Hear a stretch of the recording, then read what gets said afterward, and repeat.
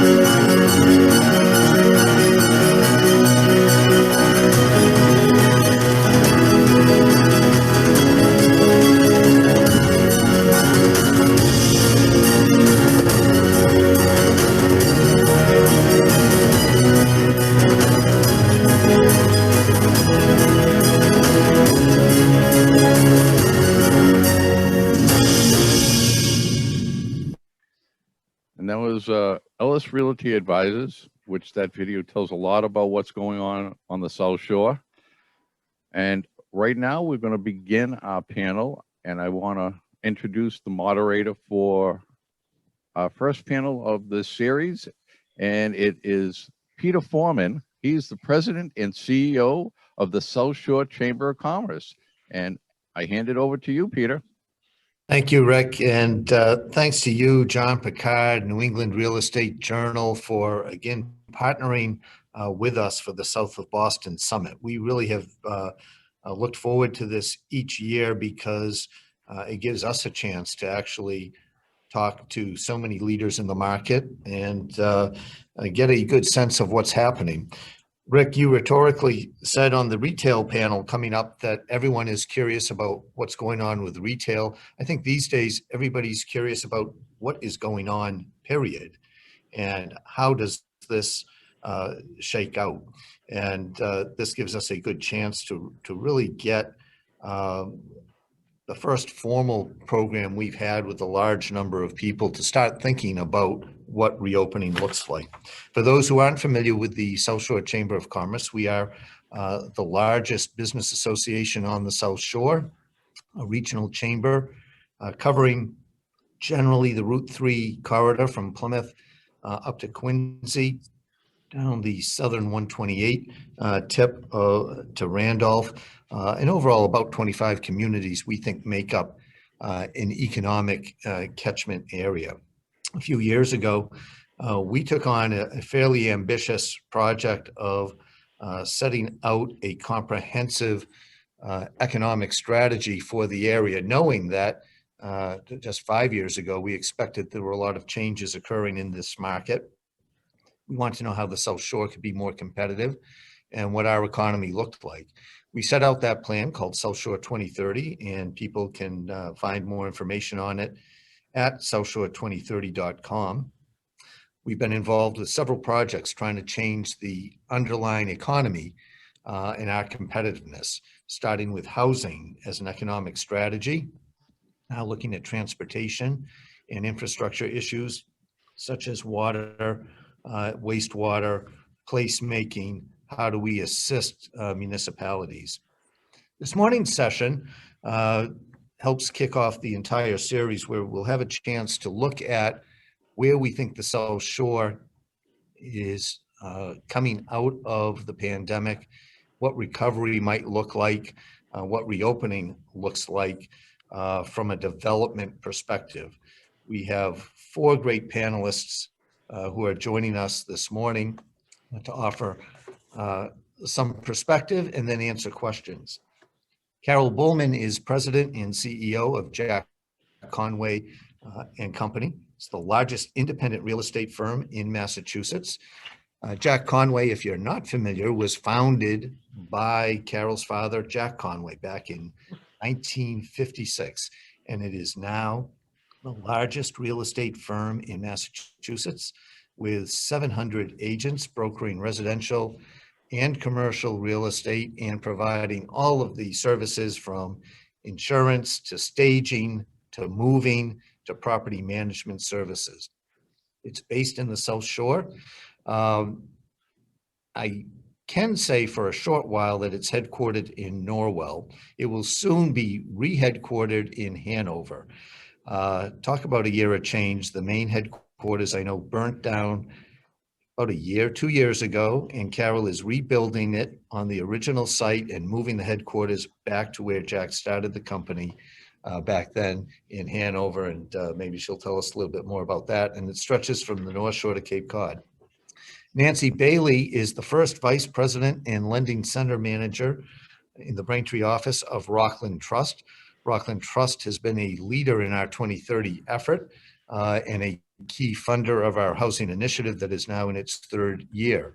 Nancy's been with Rockland Trust for 19 years, but has over 30 years total experience in banking, spanning a couple of economic highs and lows.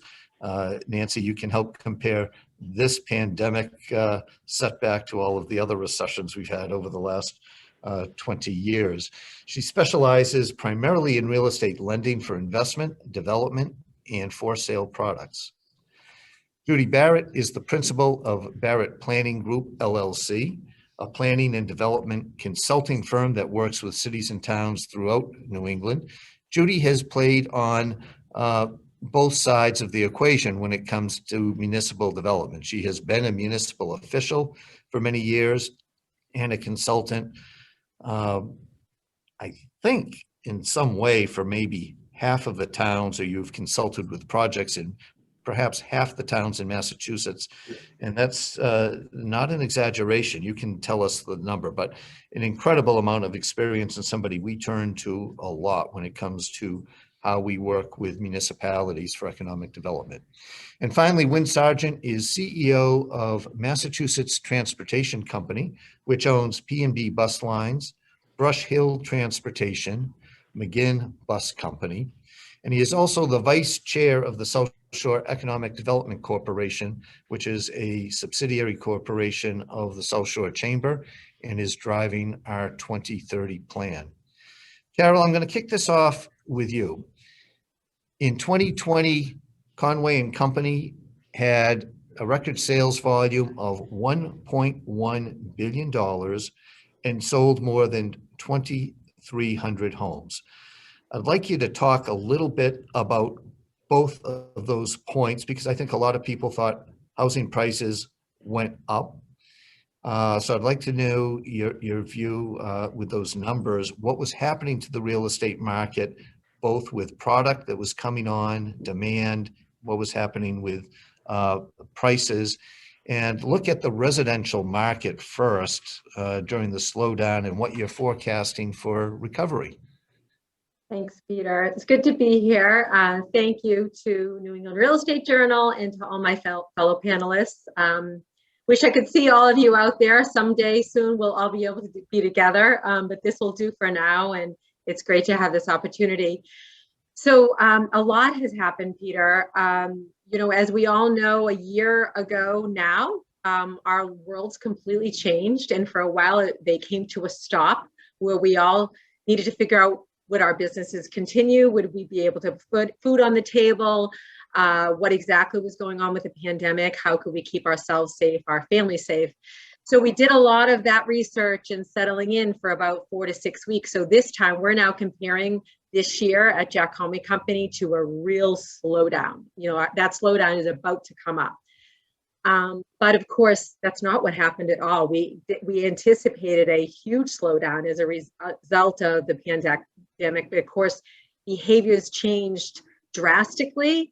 And once people figured out what they could do, and that a large percentage of people, although many people did lose their jobs and were underemployed, there were many people that were employed out there, and savings were increasing, rates were staying low, people had time in their hands, behaviors were changing. And what has been incredible for me, I've been in the real estate mortgage business since 1983. And I've never seen anything that affected people's behavior so much and so drastically, very, very quickly. So what we experienced was this incredible movement as a result of change of behavior. So there's 4 things that really affect people's behavior when it comes to housing: their family situation, their occupational situation, their leisure activities. What do they like to do? And also their dreams. You know, do they like to travel? Do they want to do something different? So if you think about all those 4 areas, all 4 of those areas changed. So we saw a huge, huge change in that, Peter. And just quickly to say, as a result, prices ended up increasing by 15% for the entire year. We did a lot of ups and downs throughout the year. And our business was up 15%. Pretty much the same, mostly driven by average price. So we're very fortunate, very grateful for that. And it's been quite a wild ride. The changes that were taking place in people's behavior, did it change fundamentally what people were looking for in product? It did. It was interesting because, you know, if you think about what was happening, and you think as I go through some of these examples, you're going to think of people in your lives that fit each one. So first of all, there's this huge population group, which is the older millennials. So you've got your younger millennials and your older millennials. Well, the older millennials did a lot of behavior changes during the pandemic. And now the millennials, as most of us know in this call, have now surpassed the baby boomers and being the largest population group. So that older millennials really drove a lot of what I really call a buyer frenzy. There is a huge buyer frenzy out there right now, which is continuing to drive pricing up. So those older millennials, you know, I'm generalizing, but this is a lot of what we're seeing, is, you know, maybe moving out of the city to the suburbs. Family starts and marriages really pushed, was a big piece of buyer demand. And, you know, I think a lot of us can experience this. A lot of people got new puppies, you know, not only families, but animals. And so that means yards, that means space. And then that moves on to the telecommute piece. You know, these people like us, I mean, I still go back and forth between my home office where I am now and my office in Norwell. And we've learned that we can telecommute. And so that means people thought, geez, my kids are homeschooling.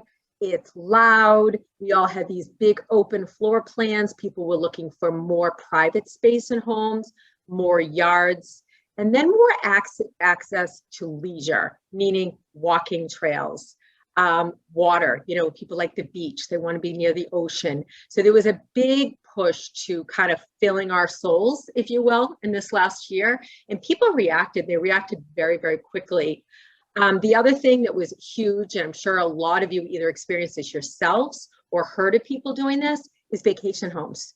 So New Hampshire was big, Vermont was big, even people buying homes off the grid, in Maine or Vermont and New Hampshire became a thing. And then of course, Florida and Cape Cod just completely exploded.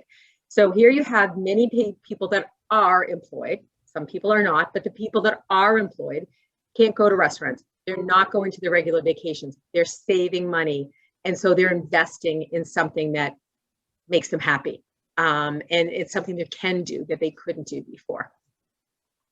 I'm going to ask you all this question as we look at the recovery after we go through each perspective individually. But one of the big discussions when people think about reopening is starting with a preliminary question of what was a disruptor and what was an accelerator. What changes were already taking place that simply accelerated during this, and what really changed the market? So Carol, let me ask you, when you mentioned the Millennials now being the largest population group, with residential real estate, is the COVID slowdown an accelerator or a disruptor? I would say accelerator, because I think family starts and a lot of those changes that millennials have taken, and maybe they sped up, not necessarily wasn't going to happen at all, but it was sped up. The other thing too is when we came into this time last year, we already had a shortage of inventory, meaning properties to sell. So we already had a huge a disconnect between supply and demand. So we already had that, and then this just accelerated things. The other piece is I mainly talked about the demand side. On the supply side is people like me. I'm on the younger side of the baby boomer generation, and we are staying in our homes longer. And so we're holding on to our houses. Plus people are thinking, geez, if I sell my house, where am I going to go? So this could be really good time to sell their house. And then the question is, now, where am I going to go? And that comes a lot back to our 2030 plan, Peter, and I'll leave you with this on that question, because I reflected a lot on the beginning of the creation of the 2030 plan. And the whole concept was to attract younger people to the Southshore with jobs and businesses and housing. Well, they're here. So businesses can come down because there is a lot of people willing and wanting to settle in and make their home and spend money here. So I think our 2030 plan has been really accelerated as well. Is there a disruptor in the residential real estate? Is everybody doing away with the dining room and making it a home office now? Is that a permanent change? So that's an interesting thing, because this whole thing has really been fascinating to me, because what was fascinating is how quickly behaviors changed. So I think a lot of people think that that's permanent. I actually think that behaviors will change back as well. All of a sudden this is going to be in our rearview mirror, and people can say, oh, I want that big open floor plan again. My kids are back at school again. We forget and we go back. So I'm not sure if all of the floor plan issues are permanent, but I think maybe people have a different sense of what's important after COVID. So I think a lot of the life change is permanent. Nancy Bailey, in all of the discussions that I participated in and listened to about forecasting what changes, the foggiest crystal balls out there are what is happening to office space in the commercial market. Will big companies make the telecommuting a permanent feature of how they do business and change their office space, sell off office space, slim down? What are you seeing in the commercial market? I'm going to ask you first to focus on the office market, and then we'll get into some of the other commercial sectors. But what are you seeing in the office market in the city and the suburbs? Well, thank you, Peter. Well, to say that businesses had to change operations over the past year definitely had to happen. So many workers leaving and working at home. It put a strain on the businesses when it came to technology and making sure that everyone had the technologies that they needed to do their work remotely. But, with the increasing availability of vaccinations, not everyone can get them yet, but I mean, I think there is a certain amount of excitement about that. We are seeing offices talking about coming back in person. I think there's probably going to be a hybrid of that for a period of time where, a couple of days in the office, couple of days out of the office. But we are hearing, especially in the city, that one's going to be a little bit more difficult. And I think nationwide, you're hearing different news reports about big vacancies going to happen. Fidelity is going to get rid of space or this or that. But, we are hearing that even the big companies are saying the employees missed out on the camaraderie and the networking with each other, and sharing ideas and, using that bullpen type of thought process that, has been successful. So I think, office in the suburbs, I think might be a little bit more quickly returning to a normal. I don't think that, it's going to be a huge vacancy, continuing anyway in Boston. Maybe people want more of the office space versus the big common shared workspace that had become popular. But overall, I think that, they'll be going back to work at some point. I mean, I think it's going to be a little slower in town than it is on the South Shore. Do you think larger companies in the cities are going to hedge their bets and think more about satellite spaces in the suburbs in case there are future events like this, and they learn something from that? Or is the big lesson from this going to be versatility in doing remote work and using technology to make up for office space if people aren't able to get together? I think it might be a combination of both. I don't think there's going to be a mass exodus out of the city and, everyone's going to be in the suburbs with their offices. There might be some of that when, companies realize that they have to have in-person staff. But because remote working has become so successful, I think that a lot feel that they can stay in the city and do a hybrid model if ever needed again. I mean, God willing, we'll never be in the same position that we've been put in over this last 12 months. But, I think time is going to tell. I don't think anyone really knows. Like you said, that crystal ball is very foggy right now. So, we're doing our best to kind of gauge it. But I'm, not seeing big shutdowns of companies or anything like that. So time's going to tell. Being with your offices in the satellite already on the South Shore, I think it's a much easier place to be while bringing back your employees. Given what you do with commercial real estate, you have, that gives you a chance to really look into a lot of different sectors and what is happening with those. What are you seeing in the other sectors besides office space, in warehousing, in manufacturing, distribution? You've seen a change in activity in the South Shore in those areas? I was just talking to a customer of mine yesterday who's in manufacturing, and he had the best year on record last year. He had to, follow the protocols of cleaning and social distancing. He runs a machine shop, and he said he had, again, the best year in his career. So I think it depends upon the industry. I know that if companies are dealing with having to have parts from overseas, that has impacted, their ability to create their own materials. I think I heard on the news just about how bicycles now have just become, the wait lists are huge, and a lot of the bicycles are coming to the shops with no pedals because they can't get that part. So they have to go somewhere else. So I think it does depend. The industrial market is pretty strong right now because people learn, if you're at home and you're looking to shop, you want that distribution to be a lot quicker. I mean, Amazon has, come into the market very strong. And I think the industrial market has definitely become an investment that even just investors are looking to acquire. It's been kind of a hot commodity right now. Acceleration or disruption? What are you seeing with some of the changes in commercial activity that you think might be somewhat permanent disruptor or an accelerator of change?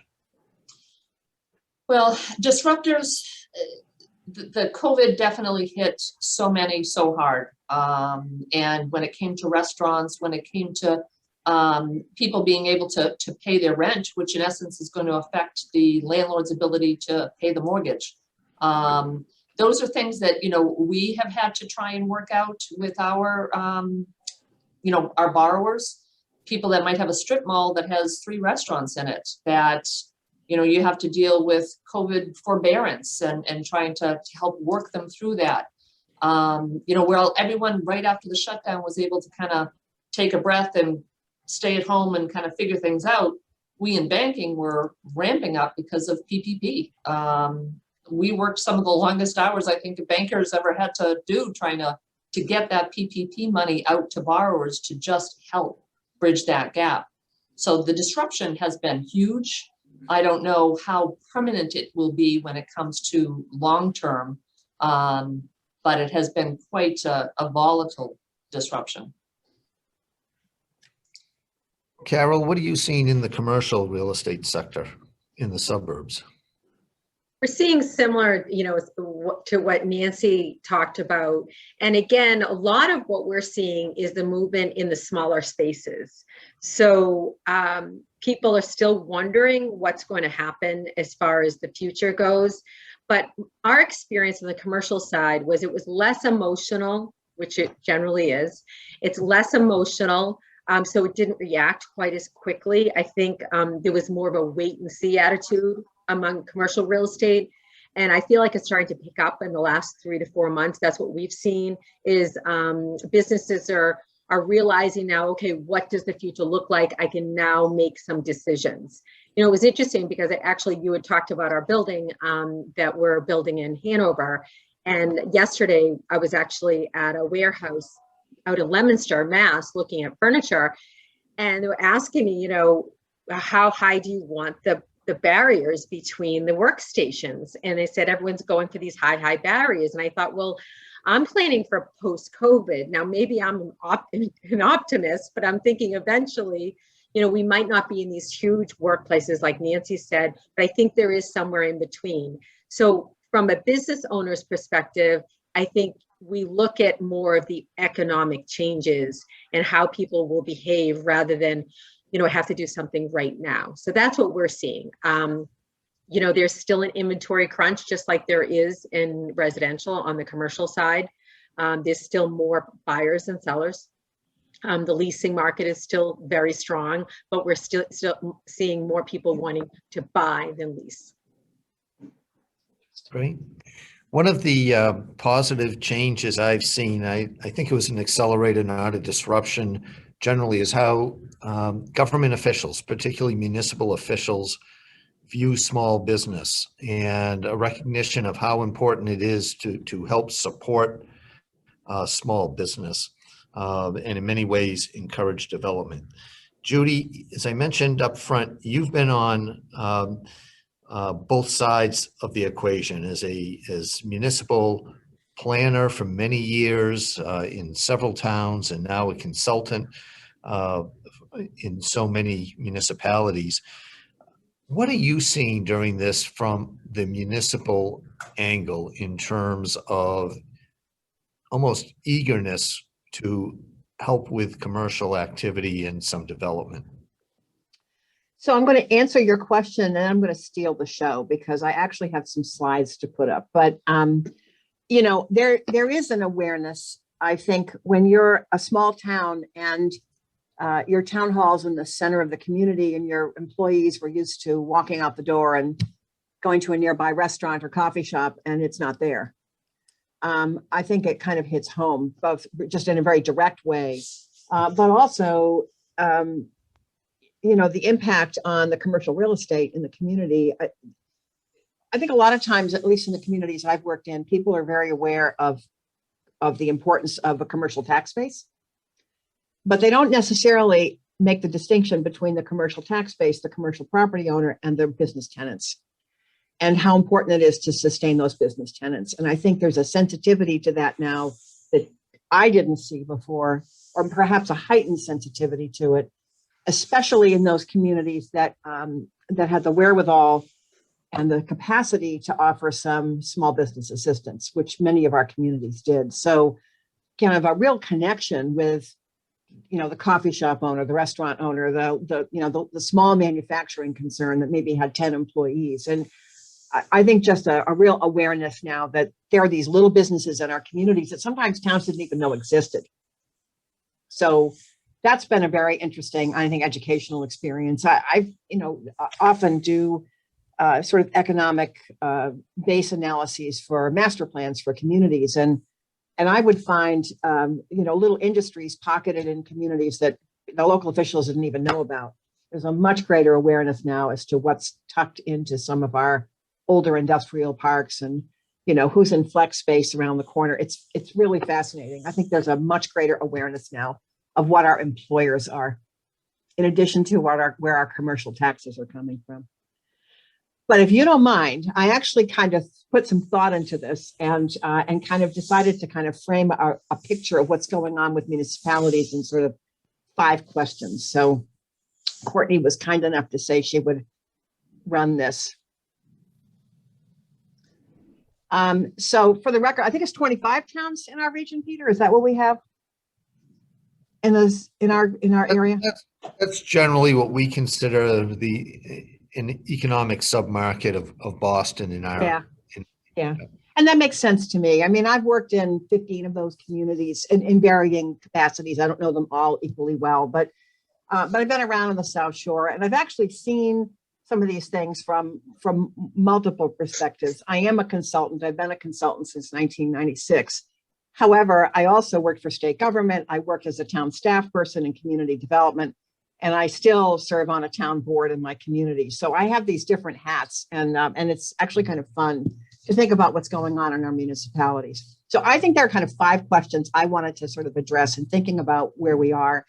And the first one, which I think Peter you were alluding to, was how local governments looking at growth and change today, and is that different?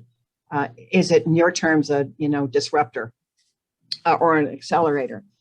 What are cities and towns bringing to the table in terms of trying to encourage or entice development or shape development in their communities, and where are they still stuck? Our communities on the South Shore have in many ways the same issues communities all over the state have in terms of this almost schizophrenic view of development. I want it, but I don't. How has the pandemic affected municipal operations, including planning, our relationships with businesses, development and permitting? And how are communities responding to the call for diversity, equity, and inclusion? I think this is a very important question, because as the pandemic has been going on, there have been other things taking place nationally in parallel that are shaping some of the conversations going on in city and town halls. And then the last thing I wanted to touch on is housing still the enemy? Because as some of you know, Carol, I know you're very on top of what's happening with the housing market, and I love to hear you talk.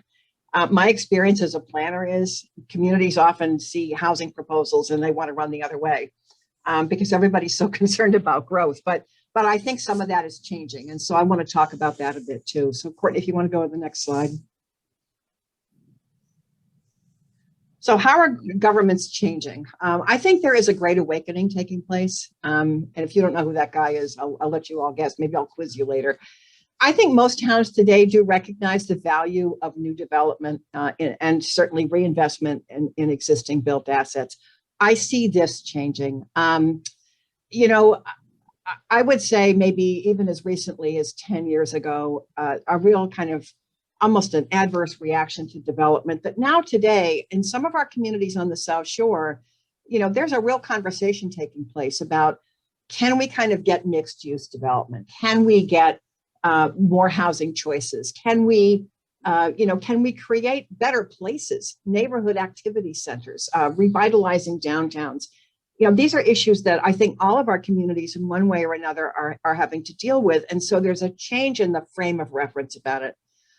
There's certainly a greater understanding about the capacity of development to bring tax revenue, and also, frankly, for development to contribute to the capital improvements that towns on their own cannot afford. That kind of conversation, I think, is more sophisticated today. There's certainly a greater understanding in the planning world around balancing conservation and development. As I said, when you start to see your local restaurants closing, and some of them come back and some of them don't, it just makes people think about what kind of environment are we offering our businesses so they can actually come back and thrive here. I see somewhat more courage to use zoning to incentivize development. I often tell my municipal clients, there are certain things you bring to the table to shape how your community is going to evolve. You have the capacity to raise revenue, certainly. You have the capacity to regulate, and to regulate in ways that are very constructive. You have the capacity to invest in infrastructure and utilities, and most centrally, you have the capacity to lead a conversation. So how can you bring all those things together to get the kind of development that you want in your community? I'm seeing more courage today than I used to see about how to use zoning to get to a yes instead of a no. And I see also somewhat more interest in expanding housing choices. I think there is more awareness of this. To some extent, frankly, I think it may be because it's sort of been forced on some communities, but I am seeing people start to get the idea that perhaps being able to expand housing choices does have an impact on the access for workers, and how people get to work, and how do you deal with lifestyle when people are spending an hour or more in commute. Perhaps it doesn't need to be that way. So I think there's a more sophisticated conversation happening about housing today, including affordable housing. Next slide, Courtney, if you would. So what are communities able to bring to the table? One thing I think is just getting better and better, and this is really even a longer term question, Peter, and not just pandemic, but to some extent, I think it's been accelerated. This professionalization in town management and what that means to a developer, an applicant for permits, having people you can actually talk to in a town hall who understand the permitting environment and what entitlements mean and so forth. I just think generally professionalization is improving. Frankly, I think in our COVID time, it's essential that communities have professional leadership, because the problems that are happening in our communities with, tenants, with small businesses, they're things that often volunteers like me, volunteer on a town board, we don't have time to deal with this stuff. And yet there are live problems happening in our towns. So having competent managers, competent community development professionals, this has been an ongoing change in communities, but I think I've seen an accelerated appreciation for it, especially when you have a town hall or a city hall suddenly shutting down and people still need services. And how do you get those? Credit to our municipalities for, even though they've shut down their city and town halls because they've had to, service delivery has continued. What's working better today? I'm seeing an uptick in communities investing in their capital plan. We've gone through a period here where everything was kind of going into operations, and communities are having to face the fact that they've got school buildings falling apart. They have police stations that are, woefully obsolete. And so investing in capital improvements is really a way of a community to say, we're proud of this place. We're going to be a modern operation here. And we want people to be proud of who we are. That's a positive message to send to the business community or to prospective developers, is that we're actually proud of this place and we're showing it by investing in our plant. Much greater sophistication and leveraging grants, certainly in the last year. Communities have become very conscious about how to get their hands on money to assist people in need, whether it was tenants facing eviction or businesses and whatever, and homeowners in some cases. Negotiating skills and know-how, this is improving, and it's improving in part because some communities are facing large development proposals. That has not gone away because of the pandemic. Learning how to sit at the table and talk to a developer and be able to meet the developer's needs and also get amenities, services, and investment in the community, I think is something that people are getting better at. A willingness to test controversial ideas. Communities, I think today, and this is, I don't want to be broad brush about this. This isn't true of every town, but some communities are getting it about having conversations with their residents and their businesses about things that people may not have wanted to talk about before, especially in the realm of development around housing choice is probably the one that's the big lightning rod, but it's certainly not the only one. And then greater understanding of development risks and costs. If you push the developer too far at the negotiating table and they walk away, what have you gotten? Nothing. Next slide, Courtney. But there are things that, are still stuck. And it's not just our towns on the South Shore. I think this is true everywhere. I don't work, only in Massachusetts. I work pretty much all over New England. And, to answer your question, Peter, I've actually worked in 179 towns in Massachusetts. And I have to tell you that what I see on the South Shore is really not any different from what I see anywhere else. There's still a lot of opposition to growth. I think it's better, but it's still out there in some communities. And my feeling is if you're a community that doesn't want growth, then you may or may not get it, but focus our efforts as planners, as policymakers on the communities that do want to invite change. I think it's still hard for communities sometimes to separate what NIMBY, which is not in my backyard, from kind of real issues that people may have about development happening in their backyard. I always try to tell my clients, you need to listen for what are real issues versus things that just people don't want to change. Because if you don't, then you're really missing an opportunity perhaps to get a development to even be better for your community than it was when it came through the door as an application. Public participation, social media, I think this is a big challenge for a lot of communities.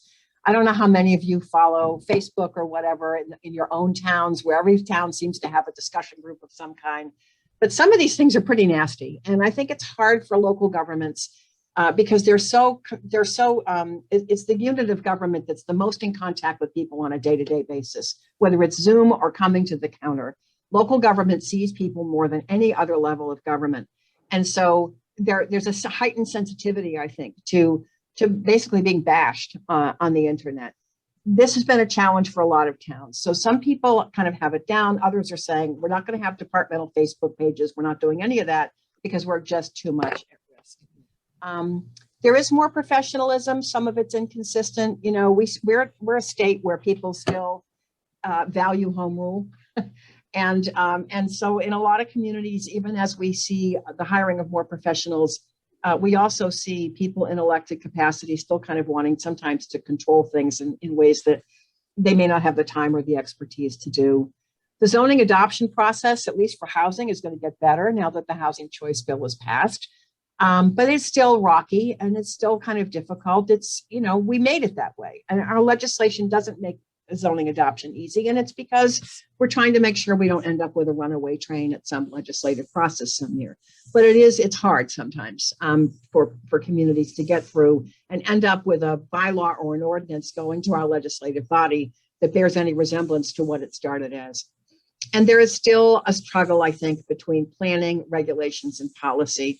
Many of our towns on the South Shore have recently done master plans or housing plans or economic development strategies. And they're sometimes hard to go from that plan, which is kind of 5,000 feet off the ground, into actual action. I think that remains a challenge for some communities. Others are doing really well and having conversations about mixed use development, having conversations about housing, regardless of what the state is saying. So, I do see some communities are advancing down this path faster than others. And we should just be aware of that and support the ones that are. Courtney, next slide. People are yearning for the before time. I love this phrase, but what have municipalities done? They've done a great job, I think, graduating to Zoom and learning how to serve the public in this remote format. Despite the closure of city and town halls, almost all of us could get hold of somebody, whether it was by email, being able to participate in meetings. This is one of the best things I've seen as a planner. People used to say that like the public meeting was the be all and end all. It isn't.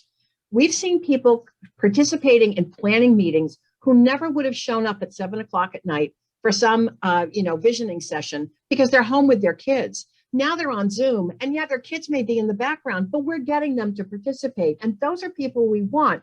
They're young people. We want them involved in our communities. And I think remote participation is making it possible for them to participate in ways they never did. There are equity issues, but I think on balance, at least in many communities, this is working well.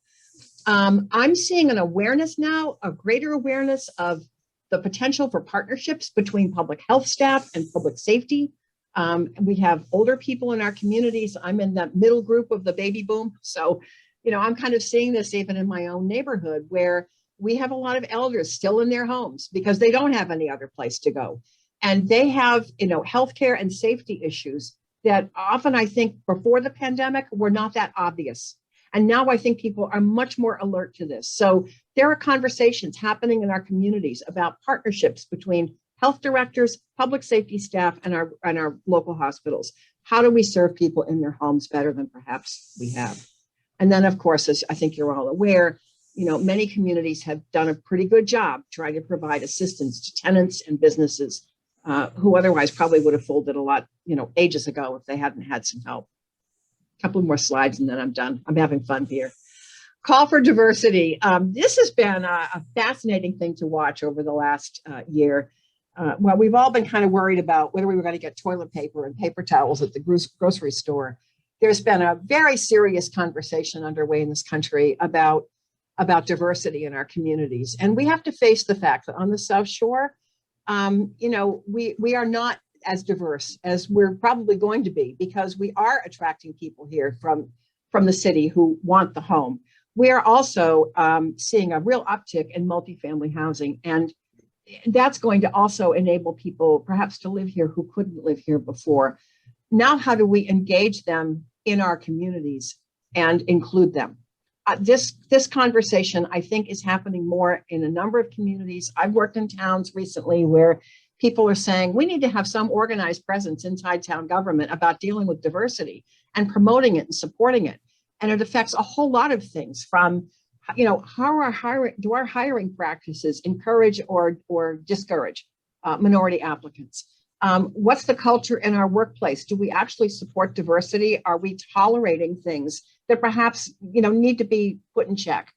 How do we build leadership to promote equity in our communities in all of its manifestations, not only within town hall but in all of our neighborhoods?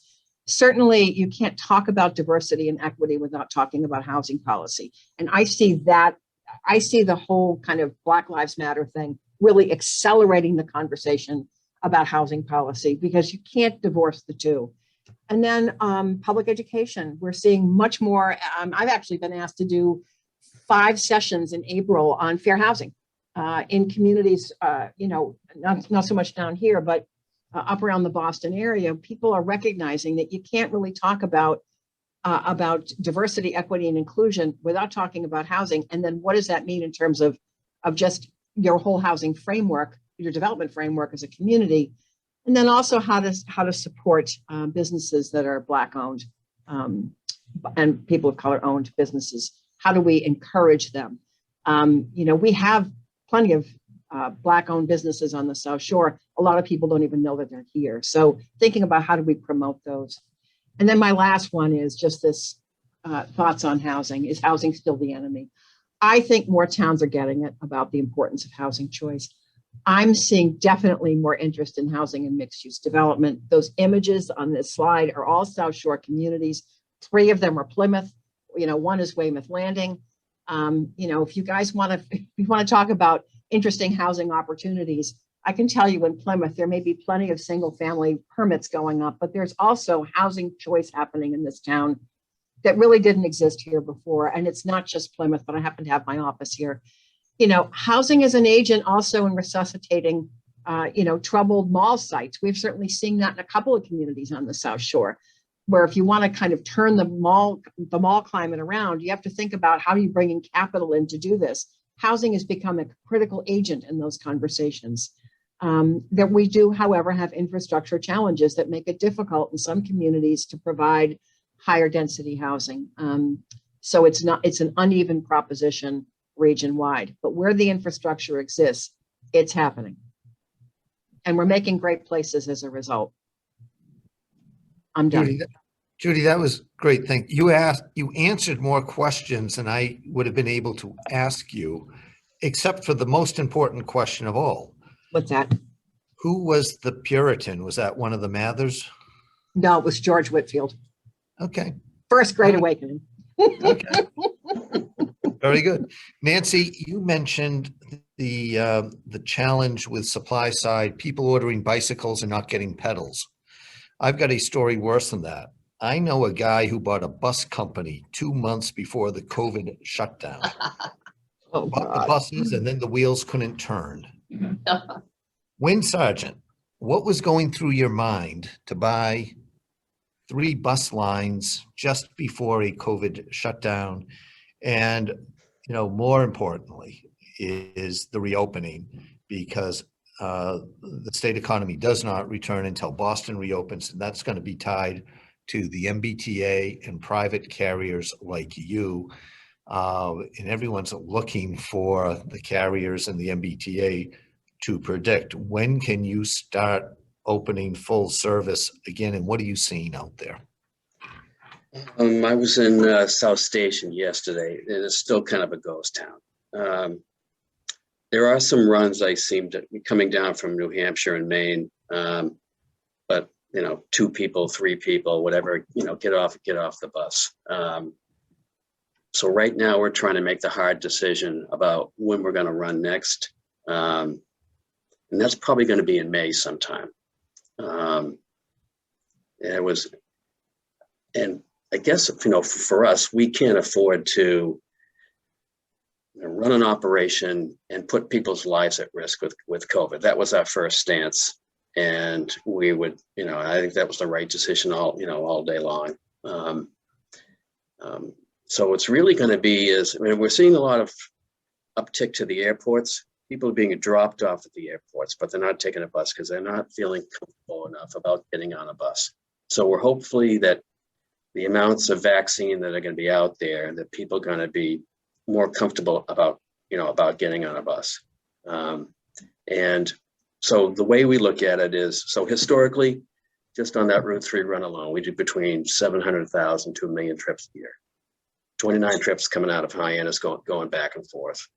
Before COVID, it was funny. It was all about, we committed to 27 new buses, and and they aren't cheap. They're $500,000 plus a piece, and we signed a wonderful deal. John put together. John Cogliano is my president. He's a former Secretary of Transportation, and put together a great deal with TF Green. Came up with a great route and schedule, and we were changing around everything. It was just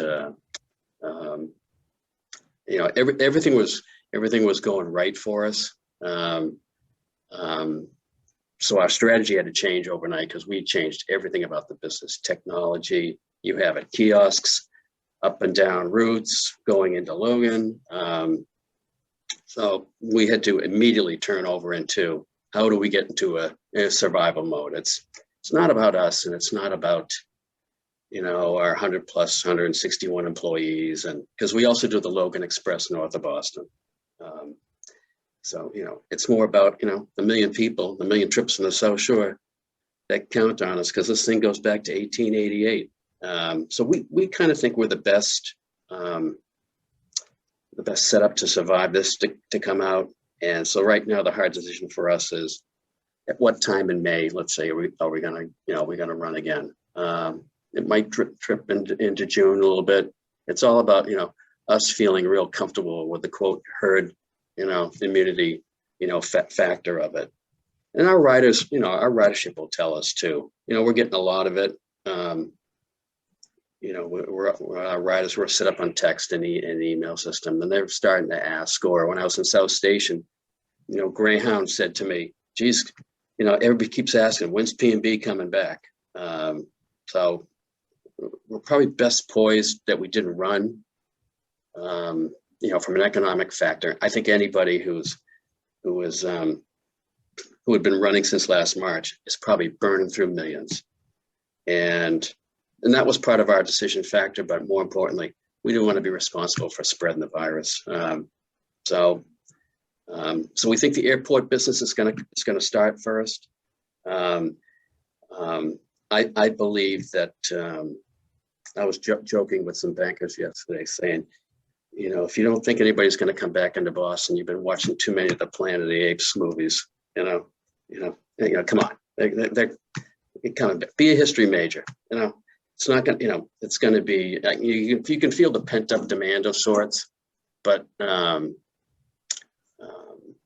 more importantly, it's all going to be about when does somebody feel safe about getting on a bus. So Massport, I think Braintree is the only one that's really operating for them. But that's all airport employees. So when you look at the parking lot there and you see it's pretty full, it's all airport, employees really. That's 'cause Logan bus line, not the. correct. Yeah. So we've got a tough decision when to start again, because when we start, there's no turning back. You just can't do that to people.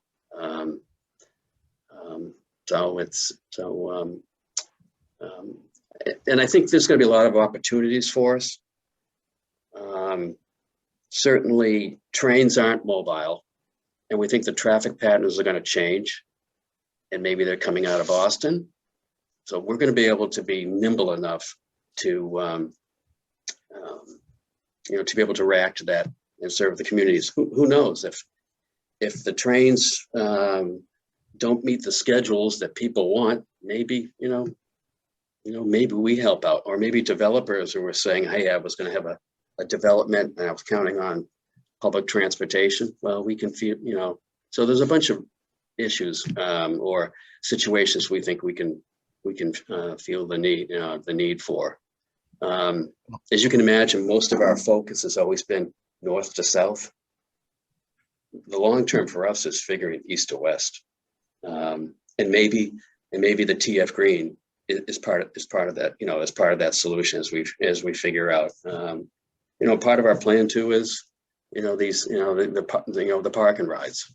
I mean, we'd love to have a couple on the Route 3 corridor farther south, so people don't feel like they have to go to Braintree to hop on from there, or they complain that the current parking lots during normal times we're always full and I couldn't get onto it.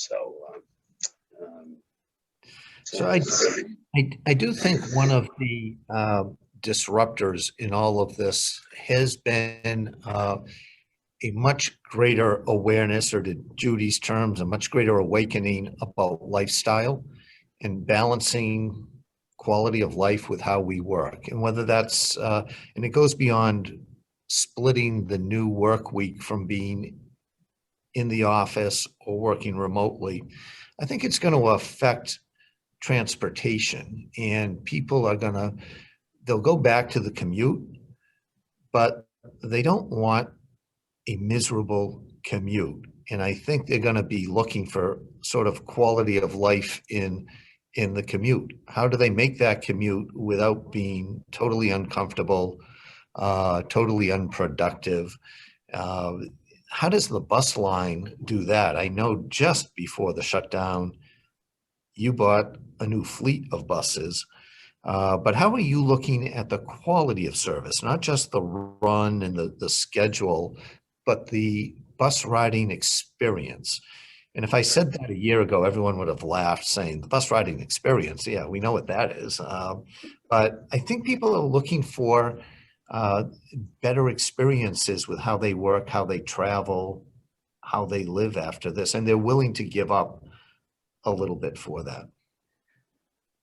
You were on one of our buses. Well, one of the models they gave us in the meantime, we were putting to the order. These things aren't buses; they're spaceships. They're beautiful. The technology inside of this. So here's the classic story. So I was kind of tired. I forget when it was. Maybe it was October before the pandemic, and we'd taken over in July. And I'm like, you know what? I should be taking the bus in. I took the bus in. It was great.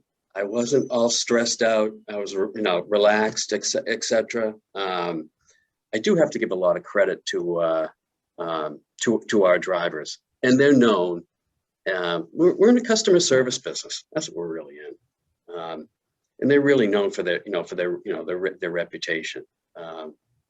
So if we can provide, I guess in any competitive market, if we can provide, the service that people want,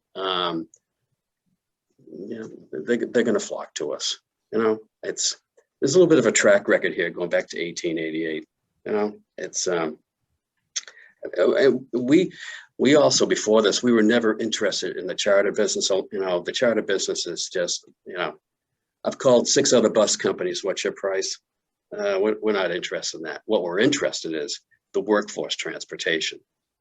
So out in California, Google, all the high-tech companies out of Silicon Valley, they have special buses transporting their people back. So under this fear of the pandemic, I can see some of that. And we've already been talking to a lot of companies in Kendall Square about, hey, geez, parking there is impossible, and running routes for companies going back and forth. So and we think we're going to be nimble. We've said, okay, what happens if a lot of companies do move to the South Shore? Well, probably their employees might be somewhere, in the metropolitan Boston area. So we can handle that traffic coming out down to the South Shore. So, and we think traffic patterns are going to change, and we think we can be more nimble towards meeting that. So, so yeah, it was horrible. They figure 65% of the coach companies in this country are going to toss in the keys, and a lot of them already have. So we made the right strategic moves. So everything looks to be positive. This is a great discussion, and you've all left me with a lot of questions. I could pepper you with questions for the next couple of hours, but let me, before I get into some questions I have out of this, Courtney, can I turn it over to you? Do we have some questions from the participants? Yes. Okay. Yeah, I can take it from here, Peter, for a minute. So if you have a question for the panel, I ask that you use the Q&A function on your menu bar, or use the raise hand function on your menu too, and I'm happy to call on you live, and you can ask the question yourselves. But we do have one question so far, so I'll kick it off with this one. Krista Manna from KR Architecture and Interiors asks, do you see a continued demand for smaller office spaces as things move past the pandemic, or do you see a move toward larger offices? What kind of amenities do you see being added by building owners to entice people to come back to the office? I guess that's probably a question for Carol and Nancy would be my guess. You want me to jump in? Yeah, that'd be great. I have been thinking a lot about that, obviously, because that's the place we're in right now.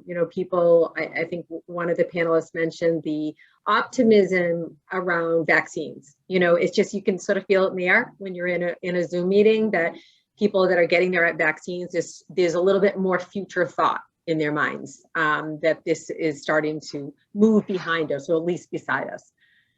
So we're starting to think about, are we looking at hybrid models, bringing half the team in and then half the team coming out during other times. Now, for us in real estate, we're very fortunate, and we're very grateful for this. We were always deemed an essential business, so we were never shut down. But to Wynn's point, we always had to be so careful about how we were doing things. So on the sales side, we've continued to be open. Our offices are all large enough that we can provide enough space for 1 to 2 to maybe 5 is tops that we'll allow at this point. The state has allowed more. We've taken a little bit more of a conservative route, because the way we look at this is so much can be done remotely by phone, one-on-one with clients. So that's the sales side of things. So I don't see ourselves decreasing any space, because I want to have our realtors have enough space to spread out when they do decide to come in to meet with a client. And they can be an open space, not in a closed environment in a conference room, if they have to have a meeting with a client or a builder. So that's one side of it. As far as our headquarters, our staff, that's where we're looking at some hybrid models. And so for me, we're building this new building, and I'm putting a lot of thought into now is how do people want to work? As Peter said, there's an enormous thought process around lifestyle and having balance. And, we need to respond to that as businesses. I think it's really important. Probably, many of us have been doing that all along, but I think even more so now. So when I look at our new building, we're incorporating space where there's a little cafe where a member of staff can get a break, can get a cup of coffee. Our architects, Krista's calling from an architectural company. They Rockwood Architects in Pembroke recommended we have a wellness room, like a quiet room where if someone's got a headache or they just need some quiet time for a minute, then go in and just get some dark. We didn't have that before. If you've got a mom that's got a baby at home and she needs to have some private space, we have that space in the new building. So in a way, COVID for us at Conway has provided us an opportunity to rethink how we do things. What do our clients need from us, A, and B, what do our realtors need from us? What type of support do they need? And then C, what does our staff need for us?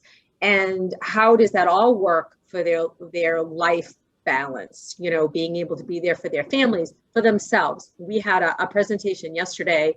It was all via Zoom.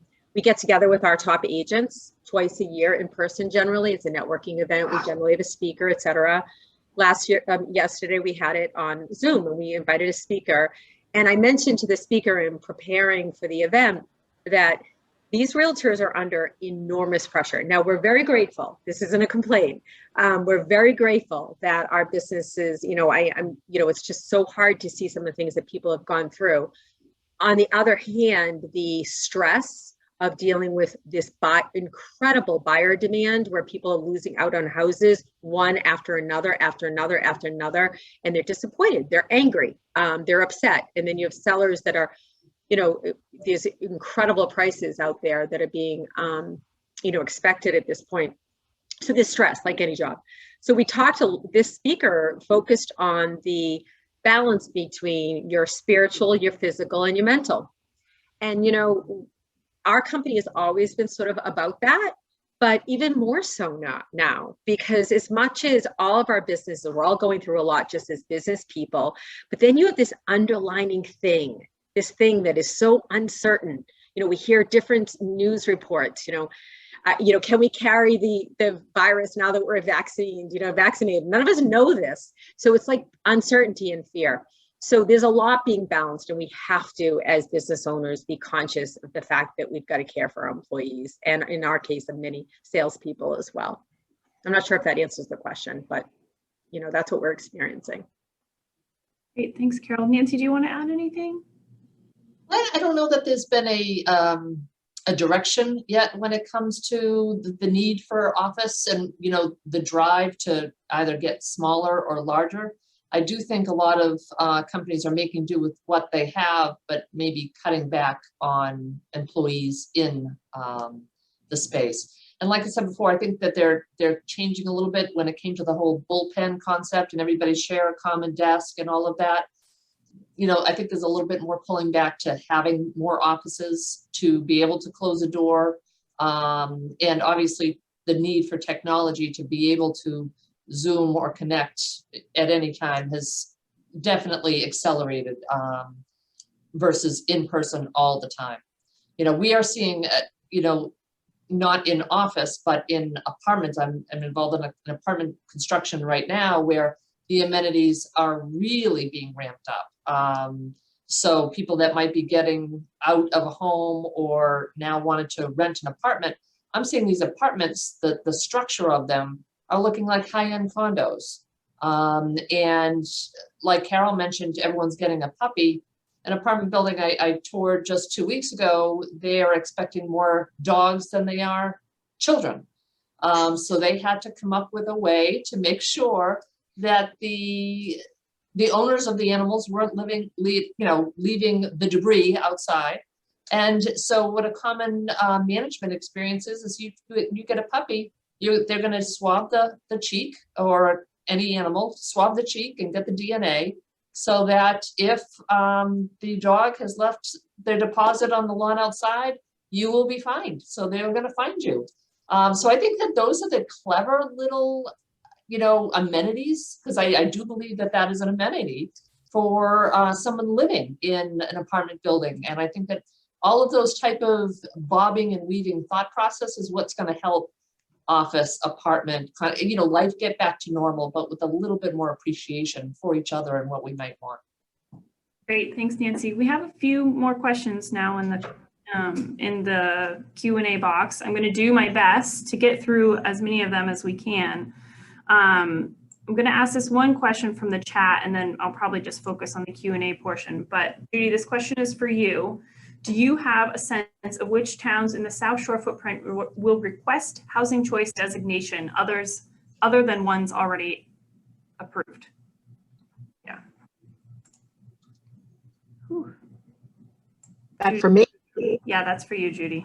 Yeah, I mean, I actually, because I've just been trying to follow the chat because I'm fascinated by it. My comment was, I mean, Plymouth is an obvious contender because there's so much housing construction happening here, and it's, a lot of it is single family on larger lots, but there's also multifamily development here. So Plymouth is obvious. It's probably one of the top housing producers, frankly, in the state. I would not be surprised to see Quincy and possibly Canton and maybe even Hanover hitting kind of eligibility for housing choice designation. There's been a lot of multifamily development in Quincy, and they've done a nice job. Certainly in Canton as well. So some of those communities come to mind, and I may be forgetting somebody, but I just also wanted to point out that we have to be careful when we're looking at just raw building statistics, building permit statistics, and saying, oh, well, there's a lot of building happening in X community, because in some of our towns, a lot of the building permits that are being issued are actually just replacing tear downs. So we have to you have to really look at what's happening in that market. But some of these places are actually net new housing. Great, thanks, Judy. I'm going to bounce around a little bit in the questions, so bear with me here. But Nancy Bronner says, my company, Sterling Corporation, provides moving and related services to numerous life sciences companies, as well as office users. Does the South of Boston area have the infrastructure to accommodate these companies, as well as expedited zoning? Is the business community talking with schools about developing training for the needed workforce? I don't know who that goes to, but anyone want to take a stab? That's an interesting question. Yeah.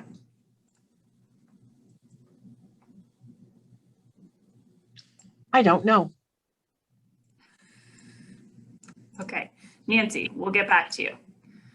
Let's see here. I have another question. It's a transportation question, so probably to win. How do you change the status quo on commuting RE bus transportation, smart corridor, streetscape? With the utilization of buses, you can move exponentially more people through Route 3/93 to Boston while reducing traffic by taking cars off the road. 60 people in one bus versus one person per car. How do you get people to recognize that value? Win, what's your secret? So we were, first of all, it's the schedule. People are looking for a repetitive schedule, reliability, and safety. And we started to implement that from the beginning. I think one of the things that we're going to do that's different versus the prior owners, we're going to do a lot more advertising and promotion. So one of the things that it really kind of fits in with our model, we signed a deal with the U.S. Army for drivers. The industry in general is having we seem to be, and I think it's because of John, we don't seem to have problems, getting people because of his reputation. He's brought in a lot of people, because we were underwater probably like 10 to 15 drivers the minute we took over. But this deal with the U.S. Army just fits exactly what we want to do. Service, a process, customer service, driven the whole thing. I mean, what's the old phrase? Money goes where it's treated best. And the same thing. We do have a reputation with our drivers. They're the commuters that go with us. It's a cult. they think they own the company, and we love that. So, we want to take care of them.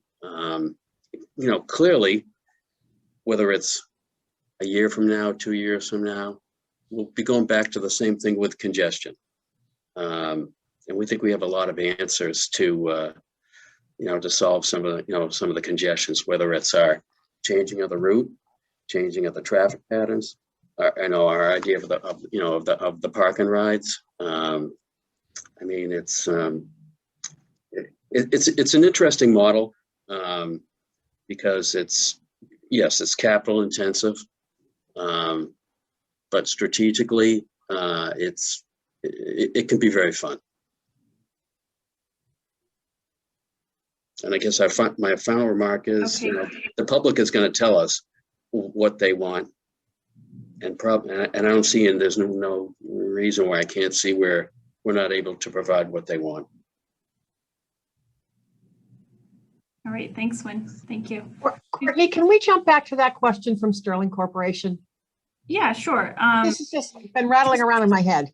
Yeah, real quickly, I have 3 more questions after that, and then we'll probably wrap up and transition over to the networking session. So Judy, if you want to take a stab at the Sterling Corporation's question, and then I'll follow on with these last 3 questions, and then we'll close out for today. So on the issue of the expedited zoning, zoning for expedited permitting, we do have some communities that have adopted so-called Chapter 43D to accelerate the permitting process for, for non-residential, or for that matter, mixed-use development. How well they've accomplished that actual acceleration, I think, remains to be seen. But I do know we have communities, because of the Green Communities program, that have adopted zoning specifically to accelerate manufacturing for renewables. So, it's going to vary by code, but some communities are very conscious of wanting to develop their tax base, and they'll accelerate the permitting process for manufacturing. And others are very picky about, well, what kind of manufacturing are we talking about? But as for the issue about the schools, it hit me as I was sitting here drawing a blank. The schools that are having the conversations with employers are the community colleges. There's a bigger conversation taking place in the education world right now about why we expect kids at the age of 13 or 14 to choose whether they're going to a voc-tech school or an academic school. And do we need to kind of reunify this, which is, of course, the way it used to be 40 years ago. So that conversation is kind of going on in some communities, but I would say the real lifeblood of workforce development is the community colleges, which we have a few of on the South Shore. I think those are the places where that conversation is really taking place, more than the public schools, with some exceptions. Great, thanks, Judy. Another question for you, Judy. How do you see communities responding to the governor's housing choice bill, and do you think it will result in an increase in affordable housing and or mixed use development? Well, I hope so. It's my world, right? Right. The funny thing is that the housing choice bill's broad blanket about what it means to be an MBTA community has awakened a lot of people that, they don't just mean like, do you actually have the train station in your town? It's, are you getting service? And so that's been a bit of talk about the Great Awakening. I think that's really part of it. I think some communities, the officials in some communities want to be able to go to town meeting and get something passed with less than a 2/3 vote. I can tell you, I see that. We've all heard stories about accessory dwelling unit bylaws dying by 2 votes or something. So there is some frustration with that. I do think that you'll see some communities wanting to take advantage of that, especially ones that have a progressive view toward housing and are actually doing something about diversity and equity. I think when you see all that conversation taking place, you're going to see communities that want to use the simple majority path to get something permitted. I think other communities are concerned about it. But again, my advice to anybody looking to develop or build or settle on the South Shore is, we have progressive towns and we have some that aren't, and it's no different than any other region in the state. So there are definitely places that are having a conversation now about what does it mean to be able to get something done for housing in our community, and put some teeth into it when we say, yes, we want to support diversity, equity, and inclusion. And oh, by the way, how about supporting our own local economy? And on that note, I would say the chamber deserves a lot of credit, because I've definitely heard an increased awareness of housing is an economic development issue. Oh my God. You know, that's a new conversation, and it still isn't happening in some parts of the Commonwealth, but it's definitely happening here. Thank you, Judy. Okay, 2 more questions. It looks like this one from Patrick Powers is probably for Carol or Nancy or both maybe. Do you see these buyers creating a future problem regarding equity in their new purchase if the prices don't catch up with the increased purchase price? Is it potential for a future bubble popping? You want to take that one first, Nancy? Well, I wouldn't see it as much from a residential side, just because I'm a commercial lender. But you know, we're always concerned at the time of the economy when so many lenders will do no money down or interest only loans, and I think that that's when there's a forecast. That's a problem, because you know, can the people really afford that debt that they're taking on? And, you know, we are seeing situations when we're looking at properties that investors are looking to purchase. Well, let's say it's a multifamily home where the purchase price is really up here, but the income only supports debt down here. So there is a disconnect in some of those. And that's when, you know, giving, you know, financing, you have to use your head sometimes, and not just, it's not an X percentage of whatever they're going to willing to pay, because how are they going to pay for the mortgage? So there does have to be a correction. The prices cannot just continue to escalate beyond what the market is going to support when it comes to the income. Yeah, Nancy, I agree. And, you know, there's a couple of things going on here, and I don't necessarily think this is a bubble. But I do agree with Nancy that at some point there will be a leveling off or correction, if you will. So the last time we went through the Great Recession, as Nancy said so perfectly, is that the underpinnings of the mortgage industry, the qualifying of buyers and sellers at that time was truly flawed. And you literally, and I think most of us were all in the business at the time, and many of you on the call, I mean, there were people buying homes that literally could not afford them because of the advent of the stated income, stated asset. You know, they used to call them the liar loans. And now I'm not saying that everybody was lying on their mortgage applications, but there was this not as much of a need to verify information. And I was in the mortgage business at the time. And, you know, it was kind of a scary time to be in the mortgage business, because you can feel this, you know, we're putting mortgages together, and you know that there's a security on the other side. There's a mortgage-backed security. The investor is buying these. They're being rated by triple, you know, agencies. And it was just a complete perfect storm, and the whole thing sort of fell apart. And we all, you know, we've been climbing out of it for a lot of years. So I really have to commend the banks and the mortgage companies for being, and I think the CFPB has helped this, for staying true to having a foundation of financial standards. You know, the qualifying ratios today are similar to the qualifying ratios of 20, 30, 40 years ago. You know, we've got FHA and VA have not changed their ratios too much, you know, over the years, except again, during that time period, everybody got a little bit more loose on that. So I think that's what was the big differentiator at that time. Now, when you see prices increase to this, at this rate, you know, you do ask that question, and you say, you know, first of all, are appraisers going to be able to appraise these properties? And I think that's the big question. We have a lot of checks and balances in the real estate industry and the banking industry, which I think are really important. And one of our checks and balances is that we have appraisers, you know, that their responsibility, of course, is to appraise that property. But, you know, the market value of a property is basically defined as what a buyer would pay in a certain market. That's a definition. Now, an appraiser has to go one step further or several steps further and come up with actual comparable houses that have sold in a certain period of time. Now, they have plenty of those right now because there's a lot of properties being sold. So we are starting to see homes not coming out at appraised value, and sometimes significantly below, maybe slightly below.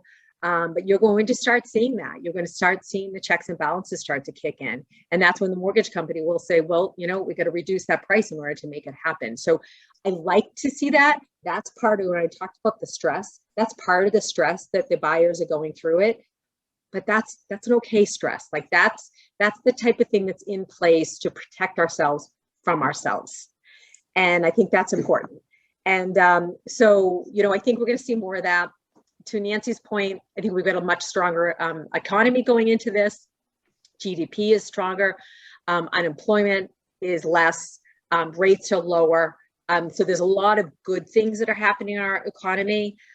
So I don't necessarily see a bubble, but I do think I'm looking forward to the day that there's going to be more of a balance between supply and demand, because this feels a little bit too chaotic to me and unreasonable. It can't stay this way. So I'll leave you with this one thought on that topic. And that is, I have this vision, and I think a lot about buyer behavior, buyer and seller behavior. And first of all, Judy, thank you so much for all that information. That was fabulous, because we didn't talk about the construction and development in the communities, and all of this has to work for all of this to work successfully for everybody. So that was great information. Thank you. But the other piece of it, we talk about baby boomers. Judy and I both talked about that. We're both members of the baby boomer generation. We're only just starting to get vaccinated. So that means, so let's think, Judy, let's say, for instance, 6 months ago, you wanted to sell your house. You might say, you know what? I'm not sure that I want a whole bunch of strangers coming into my home right now, right? Right. Yep. So there's a lot of people like that, I envision, are going to start putting their prices in the market. So the reason why I bring that up with that particular question is when the supply starts coming up, the demand will start decreasing. We all know that, right? And that will help those prices correct themselves and sort of settle down. So I'm looking forward to that. No realtor, you may think this is true, but no realtor wants to continue seeing the prices increase the way they're increasing, because it feels a little unrealistic. Thank you. Great, thank you, Carol. Thank you all for your questions. I'm sorry we didn't get to all of them. I'm happy to facilitate some answers after the session, but I'm going to turn it back over to Peter to do a quick wrap up, and then we will flip over to the networking portion of the session. So thank you all for attending. I appreciate it. Thanks, Courtney. Thanks, Courtney. And I'm encouraged from what I hear. It's been a tough year, but I've been pretty bullish about what the next 5 years could mean for the suburbs, and particularly the Southshore, with some of the work we've been doing and anticipating, particularly around housing the last few years. And all of you have had a part in that some way. Carol with helping design our Southshore 2030 plan, Rockland Trust being a primary funder of the housing initiative. Nancy is co-chair of our housing committee. Judy sits on that committee, and Wynn is vice chair of our economic development doing this. So you've all participated, but I think we're in for a very exciting period of certainly some change, still some uncertainty, but the Southshore, I think, is in for one of its best periods ever over the next decade or two. And I think we're going to start seeing those pieces fall in place more over the next few years. Carol, Wynn, Nancy, Judy, thank you very much for doing this. And Thank you. again, thanks Thank to you. Real Estate. You're welcome. Thank you. Thank you. For letting us partner with them again on this. So Rick, back to you, or Courtney, back to you. I'm not sure which. Yep, I'll take it. And then Rick, I'll go ahead and toss it over to you. I'm going to launch a slide for you all to take a couple of minutes while we do transition into the networking session. Please feel free to follow us on social. Here's a few of our channels. So this will take a few minutes, so please bear with us as we transition everyone over. Rick, I'm going to turn it over to you. Thank you, Courtney. Thank you, Peter. Excellent job. The panel, all I can say about the panel is, wow, that was great information. Unbelievable. I was just like, I couldn't stop listening. It could have gone on for another hour. So I appreciate the information that you put out. Thank you very much for that. While we're transferring over people to the networking, I want to thank our sponsors one more time. I want to thank our platinum sponsors, Ellis Realty Advisors, A.W. Perry, Atlantic Mechanical Contractors. Our gold sponsors, Acela Construction Corporation, Rockland Trust Bank, Jack Conway Realtors, Green International Affiliates, Inc., Axiom Architects, Norwell Services Company, Inspired Technology, these are our corporate sponsors, Inspired Technology, U.S. Pavement, Cape Cod 5, First Citizens, Platinum Partners LLC, and Northmark. And sometimes when we switch over from our panels to a networking, it takes a few minutes. I think that they're working on it right now. I think we might be all set. Oh, look at that.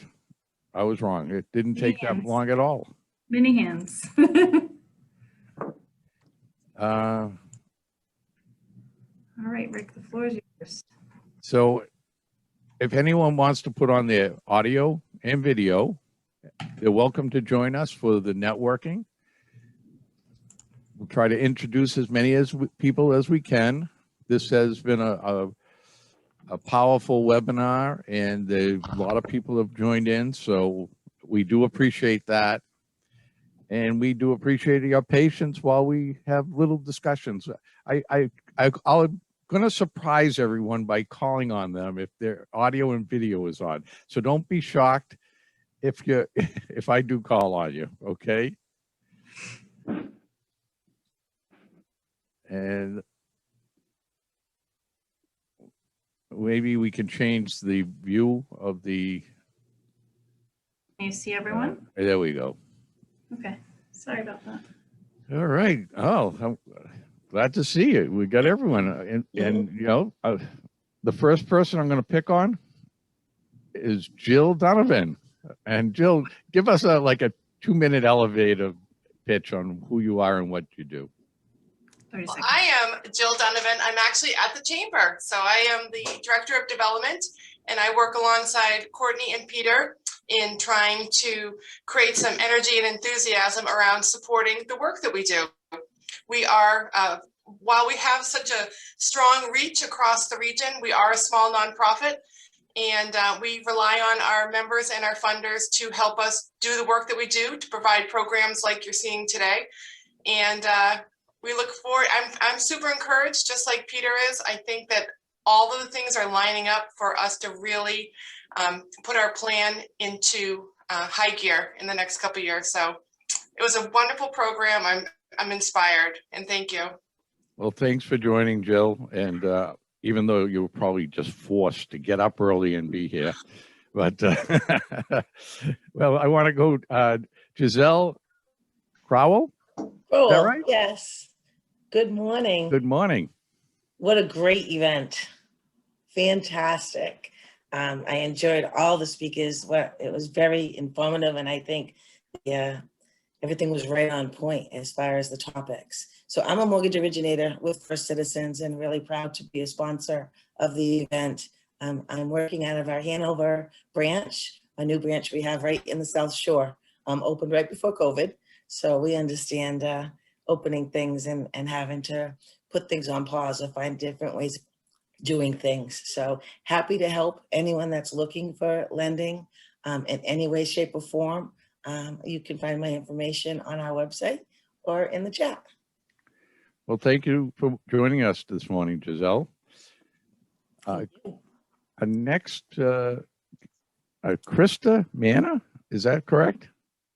Yep, that's right. It's hard to see you in the dark there. Yeah, my lighting isn't always great. I'm Krista Manna with KR Architecture and Interiors, and we design both residential and commercial projects.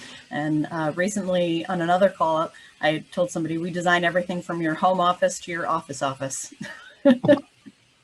Well, thanks for joining us this morning, Krista. And there's my old friend, Ed Sharif from Inspired Technology. Good morning, Ed. Good morning. Great session. Thanks for putting this together. And so we're Inspired Technology. I sent a thing in the chat message. I'm usually too long-winded, so I'll make this short. We're a technology provider for both commercial and residential. We do audiovisual services, home office services, collaborative services. And in the commercial side, we also do security. We do that in the residential side as well. Security surveillance. We also do data cabling and other IT work. So we're kind of a facilities technical fit out provider for people moving into new spaces or looking to renovate. Great. Thanks for joining us this morning, Ed. Thank you. Always great to see you. And next, I know this isn't your name, and I know you've been on quite a few of my webinars, but it says relocation strategies. Yeah. Good morning. It was wonderful today. Thank you all speakers. You did a fabulous job, very insightful. My name's Kim Walters, and yes, I am with Relocation Strategies. We're a project management firm who specializes in relocations, whether it would be an office or an industrial project. That can be extremely stressful, and we can help alleviate that stress from any of your clients. Great. Thanks for joining us this morning, Kate.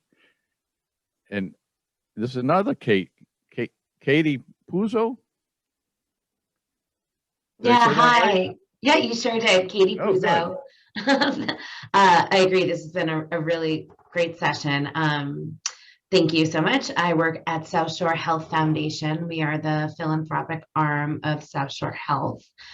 We have the great honor of having Carol as our foundation board president.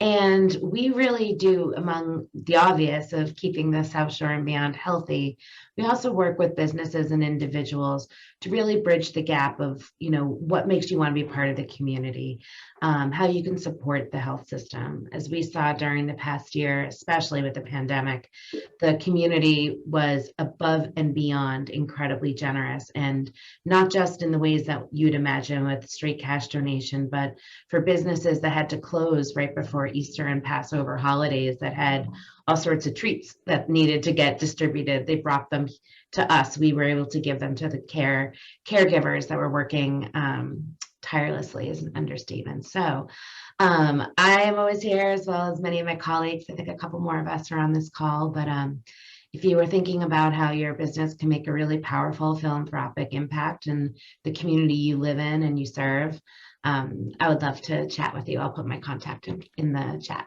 Thanks so much. Great. Thanks for joining us this morning, Katie.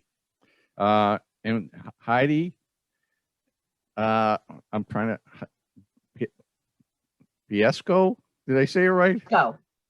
Huh? Prisco. Fresco. See, because you don't put your last name up there, Heidi. Come on. I know. I should have left it. Although Heidi's always looking for a good real estate joke if anyone has one. That is true. Hi, Rick. Good morning. Thank you, everyone. This was a great session. We're proud to be a sponsor. I work with Ed, who just spoke not too long ago about our technology integration. And of course, with the COVID turn, came a lot of new technologies for touchless, healthy buildings. So almost everything before that you had to touch, whether it was your elevator buttons, your badge swipe to get in, open the doors, we now turn that all into touchless. Just wave your hand or do it on your phone and you're up and running. Great. Thank you, Heidi. Always nice to see you. Likewise. And we'll go to Martine Anderson. Good morning, Martine. Good morning. I have to give a shout out to Laura Brait. She is our South Shore Chamber down here, as you probably know, in Marshfield. She's done a tremendous job here in our town. It's just, her leadership has been great. She's assembled us several times, and we have actually had development happen in our community. And it addresses all the things that went today, especially with Judy, because we have a new police station, we have a new DPW barn, and we're going to have an addition on our Council on Aging, which is community development, which is wonderful. Well, thanks for joining us this morning. I would take the bus to the Green Airport anytime it's up and running. I love to fly out of Green, and I do a lot of flying around on trips. Well, we'll have to talk to Wynn Sargent about that. Okay. You will. Thank you very much for having me today. And it was a wonderful presentation. I feel honored to have been invited. Thank you. And we're going to move to Shelly North. I like that name, Shelly North. So does she. Hi, thank you. Agree with everyone. Great presentation. My name is Shelly North, and I own a couple companies in the Southshore area. The one I'm most known for is Glow Beauty Boutique in Braintree. It's been there 19 years. But the reason that I'm on this is because I'm part of Leadership Southshore. I also own commercial real estate in the Braintree area, 2 strip malls and a small office buildings. So obviously all this interests me greatly. I've been really blessed so far with working with a lot of tenants, you know, keeping them in their leases or helping them specifically retail. So of course I was interested in listening to what the future holds for all of us. And of course, none of us have a magic crystal ball, but you know, looking forward to the future and how things will change and working with the community. I'm also part of Braintree Steering Committee. So talking about developing commercial real estate, residential real estate, infrastructure in the town, and growing with all the different programs. I thought it would be great to jump on this and hear what's going on in other towns and what's worked for them. So kind of shorten my learning curve and bring some stuff back to the town councils. Great. Thank you for joining us this morning, Shelly. Thank you for doing this. And I love that name. Let's move to Dave Ellis, my friend Dave Ellis. It's good to see you. Hey, Rick, how you doing? Always good to see you too. Can you hear me? Tell us a little bit about Ellis Realty. Sure. So Ellis Realty. All right, that's enough. No, okay, go ahead. Ellis Realty Advisors. We're a full-service commercial real estate firm in southeastern Mass. Provide brokerage services, property management, development, consulting, and this has been an exciting day. Loved the panelists, and very informative and very detailed and in depth, and it was great to hear from all my friends, Carol, Judy, Wynn, and Nancy. So they did a great job. Great. And Dave Ellis is also one of the platinum sponsors. And if you missed his video that was playing right before the panel began, just give Courtney a call and she can share that with you. Thank you so much. Yeah, very proud of the dramatic. Actually, you can call Dave. He can share it with you. I'll be happy to share it with you guys. So we're very proud of it. So. And I did miss Craig Shamus. Hi, Craig. How are you? Hi, good morning. Thank you for having me. I'm with Jack Conway Commercial as a commercial broker. Yeah, that was a great panel. I feel privileged to be here. I got to hear my boss, Carol, perfectly explain the marketplace for what we're experiencing. I'm in the trenches. Actually, my wife and I just closed on our first home in Hingham yesterday. So as an elder millennial, all those reasons of why we are moving here and why we left the city to come here to see how much exciting new development opportunities there are here. This was a great introduction to officially be part of the Southshore community. I work a lot with developers in trying to get these land deals that we're talking about done. I've worked with Cardinal Cushing Centers that has 220 acres of land that we've been trying to get approved for the past 2 years, and we've been close a couple times, but it's very encouraging to hear the movement and the attitudes towards development in the South Shore. So yeah. Well, Thanks for joining us, Craig. We were all wondering who bought that one house that was left in Hingham. And it was you. Lucky to get it. Let's move on to Jason McGovern. Good morning, Jason. How you doing? Yeah, so you've already spoken to Ed Charab and Heidi Presco with Inspired Technology Business Development. As they both mentioned, we're a technology company. We're, really focusing on the COVID times right now with hands-free solutions, whether it be video collaboration, facial temp scanners, security, again, touchless access. And, with this whole COVID thing, obviously the residential sector has been booming. Everybody's at home, so everybody's, buying new entertainment systems and, building out patios and what have you. So, yeah, if there's a need or requirement, we'd be happy to help. Great. Thanks for joining us this morning, Jason. Appreciate it. And I'm going to move on to, I see my friend Barry Crimmins is on there, also another sponsor. And I should have mentioned Inspired Technology, also a sponsor. Barry is a corporate sponsor of ours. Good morning, Barry. Good morning, Rick. Good morning, everyone. It's great to be here and see everyone. I thought the panel did a great job. I am a real estate transactional attorney and the founding partner of Platinum Partners. We are a land use planning and municipal permitting consulting firm, along with my partner, Noreen O'Toole, who was on the session, but had to jump off for another meeting. So I thought the panel was great, and it's always good to see everyone, and we were happy to be a sponsor. Rick, if I could, I just wanted 2 quick shout outs.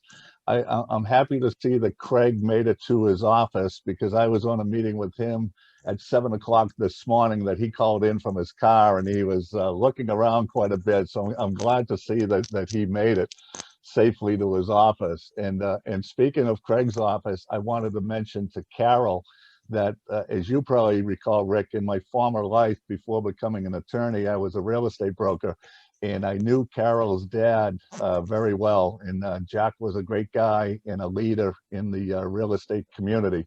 And he will always be fondly remembered by all of us who knew him. So I just wanted to mention that to Carol. She has big shoes to fill, but it looks like she's doing a great job of it. So congratulations, Carol. Thanks so much, Barry. That's a nice thing to say. Yeah. Fond memories. He was a great man. Absolutely. Thank you, Barry. Always great to see you. People don't know, I've known Barry quite a while. Stop right there, Rick. Yeah. I think he might have been like 40 when I met him, and I was like 10. And I still have more hair than you, though. Yeah. Everyone does. Good point. Thanks, Rick. Let's go to Michael Chase. Michael Chase is also a sponsor of Northmark. How are you, Michael? Morning, Rick. Thank you for having me. Good morning, everybody. Great to see you all. I'm a managing director for Northmark Capital in the Boston regional office. We provide debt and equity solutions. We're a direct lender for Fannie Mae, Freddie Mac, and FHA for multifamily financing. We're also a correspondent lender for over 50 life insurance companies and pension funds. Represent a bunch of have relationships with banks, Wall Street firms, private equity, debt funds as well. So just try to provide a full comprehensive capital solutions for anybody who's in need of debt and equity for their commercial real estate. I'm also heavily involved with not only Rick sponsoring Rick here in the New England Real Estate Journal, but also with ARIA Boston, the CCIM Institute, and REFA. So if anybody would like to reach out and talk about any of those organizations, as well as commercial real estate, I'd love to connect. Thank you, Michael. Always great to see you. Let's move to Steve Sullivan. Steve, you look like you've been waiting for me to call on you. But you're going to have to take off you're going to have to put your mic on. I mean, I can read lips, but only so much.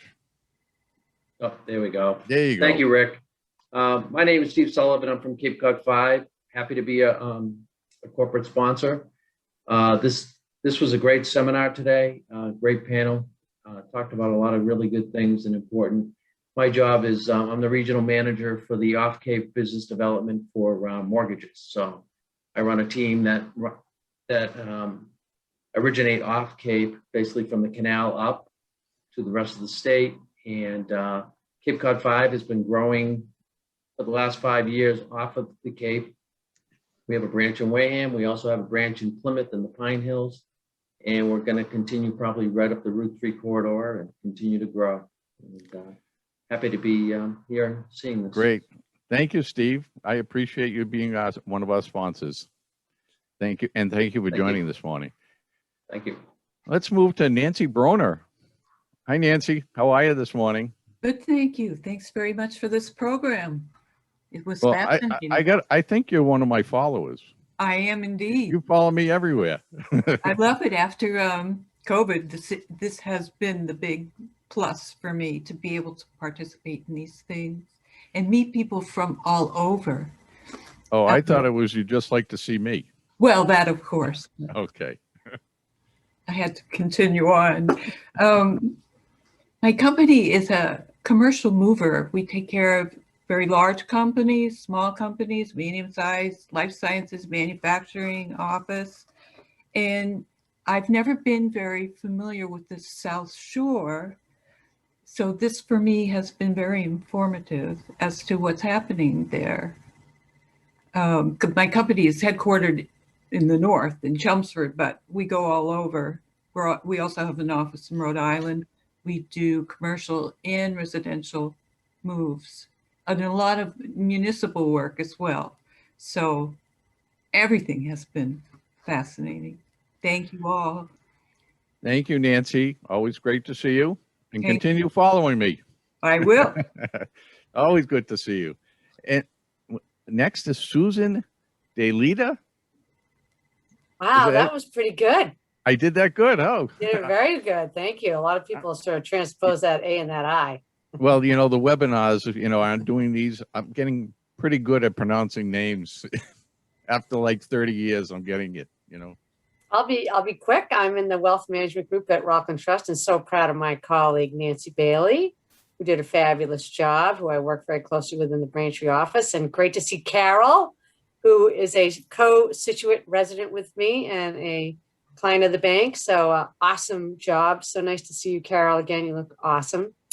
And it was really a great panel discussion. I really enjoyed it. In fact, I really enjoyed the municipal stuff. And Judy prompted me to send an email to the town economic development or town planner in Situate so I can, you know, see how I can get involved. So, and when I hope to support you soon by taking that bus, the Logan Express or wherever it's some bus to Boston one of these days. So anyway, thank you very much. It was really a great session. Thank you, Susan. Great to see you. And I'm going to move over to Bill Kingdon. And Bill is with Ellis Realty. And we love you guys over at Ellis Realty. Thanks, Rick. The feeling's mutual. So, yeah, morning, everybody. Loved the presentation. Thought it was a lot of really good information. My name is Bill Kingdon. Like Rick said, with the Ellis Realty Advisors, a full-service commercial real estate firm based here on the South Shore. I primarily work with buyers, tenants, and landlords, just helping them find solutions. And obviously, right now, a lot of changes with a lot of businesses. So, people looking for different things than they were 12 months ago. That's for sure. Thanks for joining us this morning, Bill. Did someone want to ask Bill something? I think No? it was your echo. What was that? I think it was just your echo. Oh, nothing worse than hearing my voice back. Let's move on. Jeremy Devaney. I don't think we talked with Jeremy yet. How you doing, Rick? My Good, name's how are you? Doing great, doing great. My name's Jeremy Devaney. I'm with Fairway Independent Mortgage, Senior Mortgage Loan Officer over at the Devaney team. We're opening an office in Marshfield, soon to be announced, but May 1st. So really excited about that, but also the Vice President of the Marshfield Chamber of Commerce. So really excited about the panel's talk today. I mean, it was just all the way around really insightful. Judy's comments were tremendous. I really want to dig in deeper to what she said and go back and digest that. But really, Rick, you and Peter putting this panel together and all the sponsors, thank you. this has been huge. Well, thank you for joining us, Jeremy. We appreciate that as well. We're going to move to Mike Wilcox. Morning, everybody. I'm Mike Wilcox. I'm a commercial lender with Coastal Heritage Bank. I've been involved with the Southshore Chamber and the Braintree Chamber for what seems to be an entire lifetime. So give an inch, take a mile type of thing. Coastal Heritage Bank is a full service commercial lender. We have 15 branches, mostly on the South Shore, a couple up on the North Shore. A couple of my colleagues are on the call, so I'll leave some great information for them to say as well. But I want to say congratulations. This was fantastic, some great comments. And it's great to see a lot of friends on this call today. So everybody have a great day. Thank you, Mike. Thanks for joining us. You know, unfortunately, when I do these, I can't get to everyone. I think I did reach most that are still on the call. Yeah, I think you've got most everyone who has their video on. Yeah. And I know some people have been popping in and out. That's the story of my life. Before we go, if anyone does anyone have any comments they want to put out before we come to the end of this? Go ahead, Martine. Martine? Yep, go ahead, Martine. The reason I'm here is because the town administrator was offered one seat on this for this call, and I represent the house affordable housing. I am on the housing partnership in Marshfield, and where we receive CPC money, and we have been very, very pleased with Moderna, who just opened up 279 apartment units. And 1/4 of those will be for affordable housing, and they're family units as well as, and they aren't the over 55 community. We have enough senior housing in town at the moment. So at any rate, I'm just so pleased to be here, and I know you all identified who you were and how you got here, but at any rate, I represent the interest in affordable housing. So thank you. Well, thanks, Martina. If you have any homes available that are really affordable, that are right on the water, you know, I'm a senior, so I can, you know, if you have anything like that, please let me know. They're all in the flood zone, so you have to pay extra insurance, which kind of prices them out of people's opportunities. Yes. Oh, well, I'm looking for one that has the flood insurance included in it. Okay. Well, I want to thank everyone for joining us today. This has been unbelievable, great content, great information. I enjoyed it immensely. And it sounds like a lot of people that did attend also enjoyed it. Before we go, I want to thank our sponsors one more time. I also want to thank our partners, the South Shore Chamber of Commerce. You know, we love working with them. We love working with Peter and Courtney and the rest of the group from the South Shore Chamber. And hopefully we'll continue this relationship for many years to come. And maybe next year, South Shore rules. Look at that. And maybe next year, this will be a live event again. I have my fingers crossed.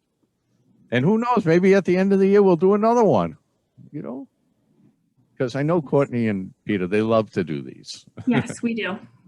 Thank you guys all for joining us. We really appreciate it. I'm going to let you get on with your day today, and hopefully we'll see you at the next session, which is April 7th.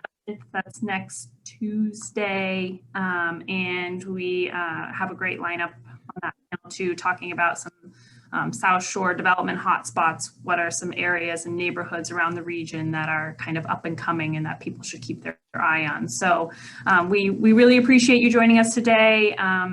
If you have any questions or you want to get in touch with anyone from the Chamber or New England Real Estate Journal or one of the panelists, please feel free to reach out to me by email. I'm happy to make an introduction.